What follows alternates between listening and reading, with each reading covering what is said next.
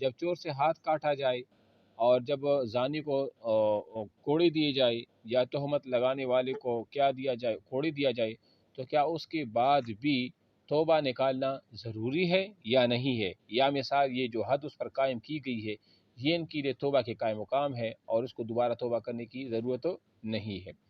تو ہمارے اہل سنت والجماعت کی نزدیک توبہ نکالنا جو ہے نا وہ چاہیے، توبہ نکالنا جو ہے نا وہ ہے، اور اس کی جو ہے نا وہ جمہور اور ائمہ ثلاثہ فرماتے ہیں کہ حد لگنے کے بعد توبہ کرنے کی ضرورت نہیں ہے، حد ہی سے گناہ معاف ہو جاتا ہے، یہی حدود کفارات ہے۔ یعنی ان کے ہاں حدود کفارات، اگر آپ سے سوال کیا جائے کہ کیا حدود کفارات ہے کہ نہیں ہے، تو جمہور علماء کی نزدیک تو یہ کہ حدود کفارات ہیں، کہ جب انسان پر حد قائم ہو جاتی ہے، سزا اللہ کی طرف سے ان کو دی جاتی ہے، تو پھر توبہ کی کیا ضرورت ہے؟ جو گناہ اس نے کیا تھا اس کا سزا تو اس نے پا لیا، لہٰذا توبہ کرنے کی کوئی ضرورت وہ نہیں ہے۔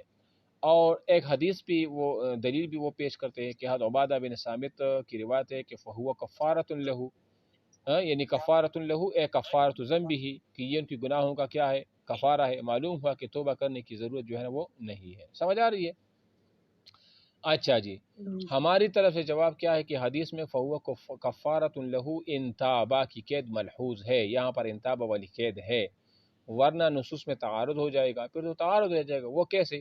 نمبر 2، احناف کے آنے والے دلائل قطعی ہیں اور حدیث عبادہ خبر واحد ظنی ہے، اور ظنی کے مقابلے میں جب قطعی آ جاتی ہے تو ظنی پر عمل نہیں کیا جاتا بلکہ قطعی پر عمل کیا جائے گا۔ نمبر 3، اگر مجرم خود اعتراف کر لے اور اپنے آپ کو حد کے لیے پیش کر دے، جیسے حد ماغذ اسلمی، تو اس کی حد ساتر و کفارہ ہوگی، کیونکہ اس کے ذمہ میں توبہ موجود ہے، اور اگر اعتراف نہ کرے تو صرف زاجر ہے۔ کیا مطلب ہے؟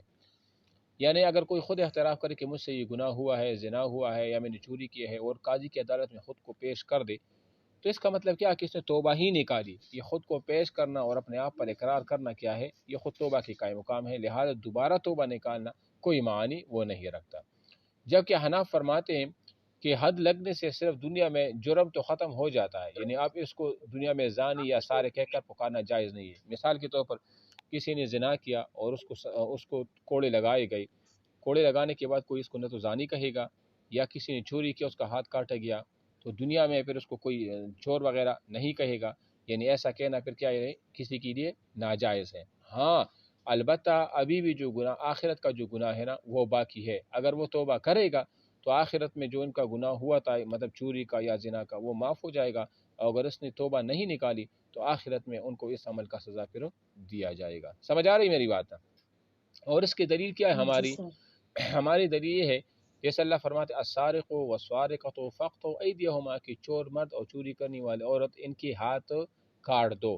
ہاں لیکن اس کے بعد اگلی آیت میں کیا ہے؟ فمن تاب من بعد ظلمه واصلح فان اللہ یتوب علیہ، فمن تاب من بعدہ، اور جو چوری کی بعد مطلب ہاتھ کاٹنے کے بعد توبہ کرے، دیکھو مطلب ہاتھ کاٹنے کے بعد بھی توبہ کا ذکر ہے۔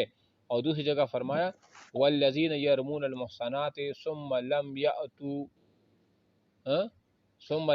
یأتوا، اور جو کسی پاک دامن عورتوں پر تہمت لگائے ثم لم یأتوا، اور پھر وہ کیا نہ کرے، یہ کیا جیسے تمام آیتوں میں حد لگنے کے بعد توبہ کا یہاں پر بھی ہے نا، جو محصنات پاک دامن عورتوں پر جب تہمت لگایا جائے اور پھر وہ کیا اس پر گواہ پیش نہ کرے تو ان کو کوڑے لگائے جائیں گے۔